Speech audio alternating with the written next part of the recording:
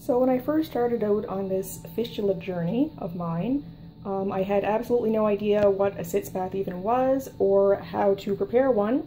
So I thought I'd do a quick little video showing how I have learned to prepare a sitz bath and what's worked for me.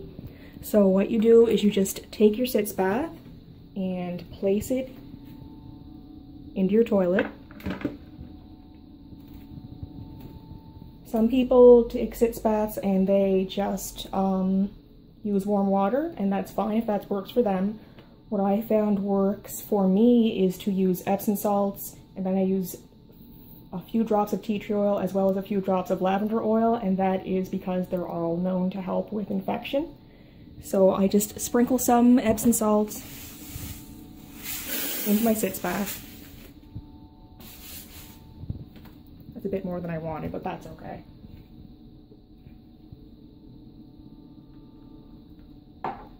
And then I have already boiled half of a kettle full of water, and I have some water in a, I guess, a container here. This is cool, so I boil it to make sure that everything is as sterile as it possibly can be. I'll just put that into my sitz bath.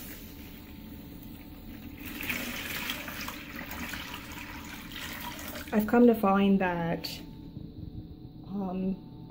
a jug of cold water mixed with about half of a kettle full of warm water is a good temperature. It's not too hot and it's not too cold for me.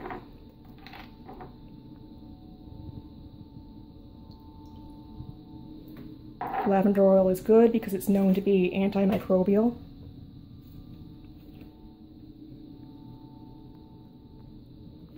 And tea tree oil is good as well because it's also antimicrobial, and of course because of the area of an anal fistula, you want that area to be as clean as you can possibly get it.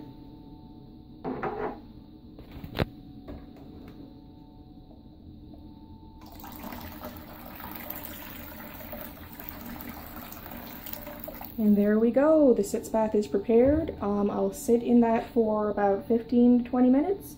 And that will just help keep the open wound clean and as free of infection as I can possibly get it.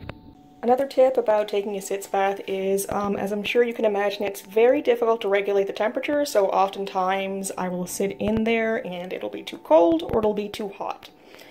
So I make sure to bring a cup, and I just fill that up with cool water, so if I happen to sit into the sitz bath and it's too hot, I can easily just fill that cup with cool water and put that in the sitz bath and keep doing that until I get a temperature that is comfortable. When I'm finished with the sitz bath, I will just kind of stand up and dry myself off, and then I will take the water from there and pour it into the toilet and flush the toilet. And one tip that my doctors didn't tell me, but I do feel like they should have, is that if you're a woman, you should make sure to pee after your sitz bath, just to make sure that you don't get a urinary tract infection, because sitting in water day in and day out, multiple times a day, as people who have anal fistulas have to do, you should be taking sitz baths after every bowel movement.